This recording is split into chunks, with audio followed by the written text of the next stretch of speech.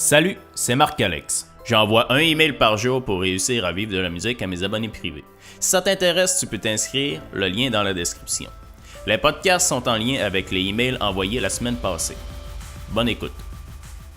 Faut-il absolument être sérieux pour paraître professionnel? Savais-tu qu'être trop sérieux dans notre domaine, ça peut nous nuire? On travaille dans le divertissement. Et dans notre domaine, les gens veulent s'amuser.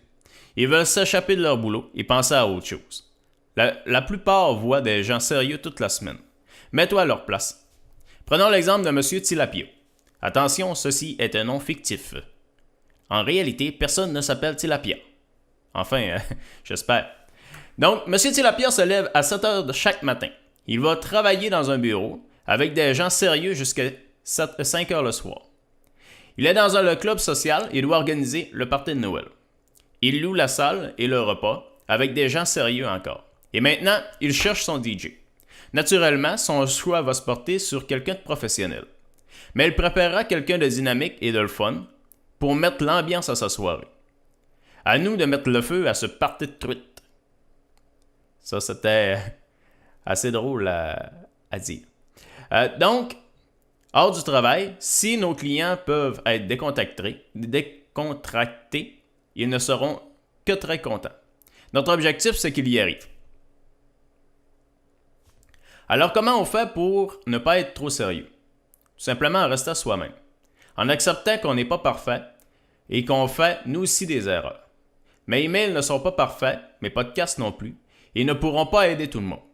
Mais s'ils font en sorte que des gens réussissent en musique, mon objectif sera atteint. On a souvent peur d'être soi-même, mais en restant authentique, on attire les gens qui adhèrent à notre façon de faire. Et ça nous facilite énormément la vie. Pour la suite, parce qu'on n'a pas besoin de se forcer pour être nous-mêmes. Ça paraît tout bête comme truc, peu importe le service qu'on donne. Je vais prendre l'exemple de mon école de musique. Au début, je croyais que mes clients attendaient de moi d'être très sérieux, mais finalement, il n'en est rien.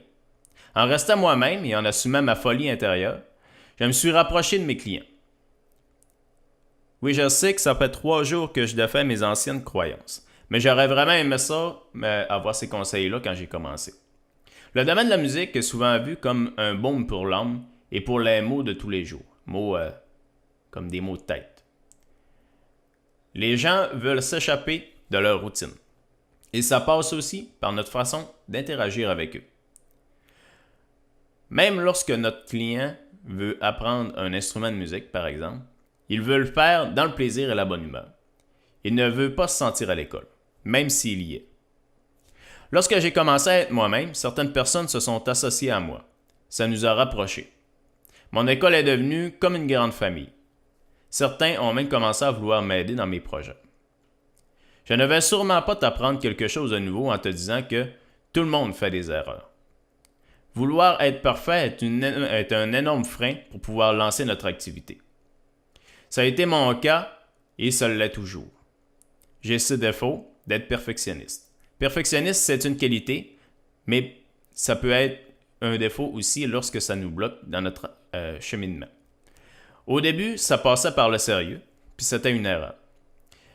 Personne ne dira qu'il n'est pas important d'être professionnel lorsqu'on veut gagner notre vie avec notre activité. Mais être professionnel ne veut pas dire qu'il faut être très sérieux. On attend d'un avocat qu'il soit sérieux, pas d'un artiste. Reste toi-même. À demain.